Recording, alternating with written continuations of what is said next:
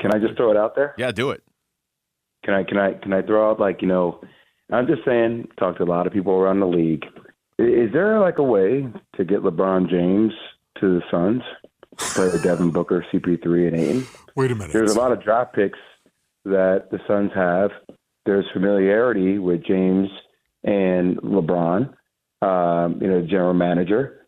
And, I get this inclination that I'm not sure the Lakers are going to want to be all in. I don't think they're going to be able to turn things around, and there might be a rebuilding process. And in the process of that, who better than a trade partner than the Phoenix Suns, who feel like they're always right there but just seem to not be able to get over the hump? I just want to kind of throw it out there and see what you guys think about it. Well, okay. I'm going to throw something back at you then. Do you think LeBron's interested in that, and what would it take from the Suns to do that? Because I don't want to blow up this team, but, LeBron is LeBron. I think it would take a swath of picks. I think it would have to talk about some future things that might need to occur as it relates to little Bronny. And I also think, I look at the relationship that he's had with management, right? Their days back in Cleveland with James. And I also look at the relationship he's had with CP3 and like their ability always wanting to play together. And I look at longevity in this league. I mean, there's some challenges injury-wise, potentially at this stage, yes. But I just don't think anything's out of the realm anymore. I look at this Lakers team, and I think that they're a team that's going to be on the outside looking in, and that Rob Pelinka and Jenny Buss are really going to be at this stage where they're going to have to think about, do they want to jeopardize, their only 2 picks to be all in for the next year and then jeopardize the future of this franchise? When will LeBron want to be there long term after next year? I'm not really sure that's the case as it relates to ending his career in L.A. Well, my question to you, Jay, would be, will LeBron James want to be a player, just a player, or will he want to be the general manager and the owner as well? I think at that stage you get another one. I think, once again, having insight. I don't think – let's be honest about it, guys. I mean, any star player in today's game is going to have insight, right, and be able to say who they would like to play with. I think having a guy like CP3 on the team, obviously there's a balance there about what they want to do, and Devin Booker, who is the face of the franchise and the star of the franchise. But let's not act like, like Giannis and his staff or his crew aren't going to have say in how the Milwaukee Bucks are going to move. Let's not act like, star players, Luka Doncic is not going to have say with Mark Cuban and what decisions they're going to make as it relates to the Dallas Mavericks. Everybody's playing GM to a degree, but there has to be balance. And my thing is, I think there's a respect level there between all parties where they will find balance and they can orchestrate and collaborate and manipulate the system well together. Talking to Jay Williams. So, Jay, to kind of follow up on that, I mean, do you think a situation like that would work? Because this really is Devin Booker's team, and him and Chris Paul have worked together very well in that capacity. You bring in LeBron, and that's LeBron. So unless LeBron comes in saying, hey, I know this is somebody else's team, I'm just here to win a title, there's some juggling that has to happen there. Yeah, there's juggling, but there's common respect. I mean, I think, one of the things that people around the league have forgotten to talk about is just the amount of respect that is garnered for CP3 and how he operates and how he addresses conflict head on and what he feels like he needs to do to get over the hump.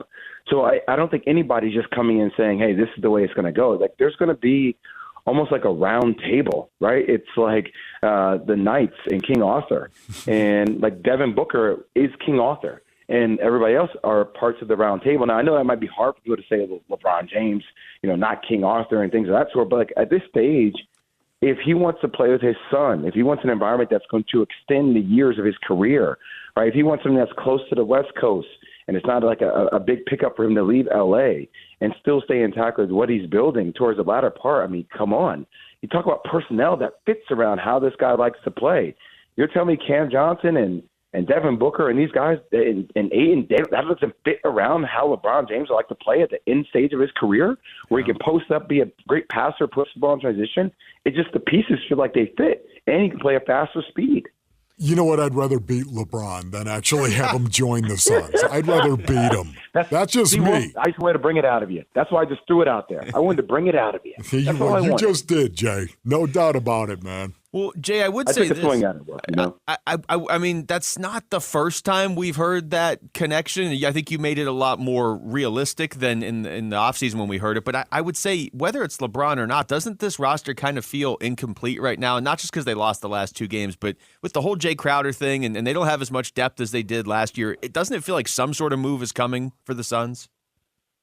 Well, there has to be, right? I mean, this is, for lack of better terms, because I know it has political attachments to it, but this is an arms race, man. And when your team feels like they're stagnant, you have to kick it into a different gear, and you have to start finding. I mean, the Jay Crowder, just the toughness that comes along with that, like that's a major factor. So yeah, it does feel like the Suns are stuck. That's why, yes, this has been something that's came up before, but I'm just trying to tell you guys from the people around the league I talk to. Like, I think there's a lot of interesting times around this Lakers organization. And I don't think everybody's bought into what the long-term plan is. And there has to be maneuvering and jockeying if you're the Phoenix Suns right now to continue to be that team for the next 3 to 4 years. And that's why I throw it out there, because it's that time when teams are looking at, are we pivoting towards a youth movement for our franchise because we feel like our backs are against the wall with these 2 picks that we have and we don't want to jeopardize that. It feels like if there was a time to attack that conversation, it would be now more so than ever. So, you know, I think you're right about that. I'm kind of intrigued by this, I'll be honest. I would hate to see it. I'm just telling you right now. I don't dislike LeBron. I mean, I don't know. I listen, if you told me LeBron James was going to come in here and be a player, that's what he was going to be. Yeah. He was going to think like a player, he was going to be a player. Instead of trying to run the organization, that I'm okay. You got my attention. Wolf, can I say something to you, brother? Yeah. So, yeah, the last 2 years have been crappy. He did win them a world championship, though. He did. Listen, man. He did win them a world championship. I'm just putting it into perspective. Like, I'm over here looking at the Knicks, and I'm like, when's the last time the Knicks won? I get it comes with a lot, but, like, to win one, like to finally play with CP3, to have the right personnel. And I will say this, I think one of the reasons he can't just be a player in LA is because he's required to be so much more. So he has to be. Do you think is it possible he shows up here and he just wants to play? He just wants to be a player once again. And he doesn't have to be all of that. You know what? You would have my attention on that one, but right now I'm just telling you, I don't like it, man. I really don't. I'm with you, Wolf. I'm not the person that can speak for LeBron James. I would like to say, though, like, as you're building this empire outside of basketball, in the twilight years of your career where you want to play with your son, you tell me what organization, with the way you guys have handled a lot of different things, and a lot will be dependent upon who the new ownership group is. Yeah. Hey, Jay, just remember this, though. You can't always get what you want. But if you try sometimes, you get what you need. Quoting the Rolling Stones, Jay Williams. I'm married.